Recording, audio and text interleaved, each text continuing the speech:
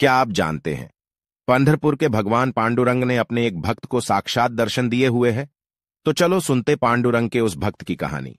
भगवान पांडुरंग ने जिसे दर्शन दिया उस भक्त का नाम कड़ोजी था।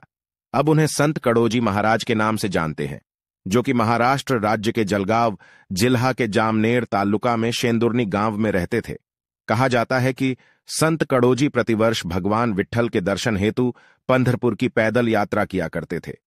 एक साल वो बीमार थे, लेकिन भगवान पांडुरंग के प्रति उनकी दृढ़ श्रद्धा होने के कारण बीमार होके भी वो कार्तिकी शुद्ध एकादशी को शेंदुर्नी से पंढरपुर पैदल यात्रा के लिए निकले थे। थकावट के कारण रास्ते में उन्होंने एक पेड़ के नीचे विश्राम किया। तब भगवान पांडुरंग उनके सपने में आए और भगवान पांडुरंग ने कहा, मैं आपके गांव में हूं, तुम इतनी दूर क्यों जा रहे हो?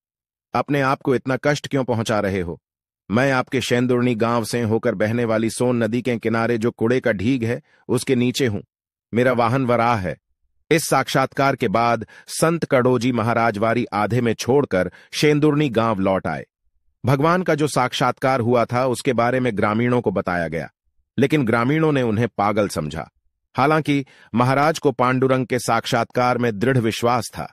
आखिरकार उन्होंने खुद ही कुड़ा खोदना शुरू किया। खुदाई से कुछ फीट की दूरी पर, जैसा कि भगवान पांडुरंग ने कहा था, वैसा ही हुआ। पत्थर का एक विशाल वराह बाहर निकला। अब ग्रामीणों ने महाराज पर भरोसा किया। फिर वे भी खुदाई के कार्य में शामिल हो गए।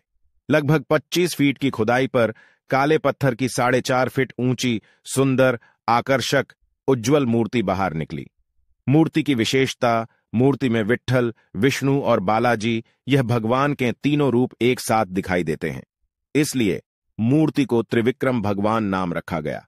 भगवान पांडुरंग शेंदुर्नी गांव में आज भी वही विराजमान है। कहा जाता है यह त्रिविक्रम भगवान के दर्शन करने से पंढरपुर पैदल यात्रा का पुण्य प्राप्त होता है।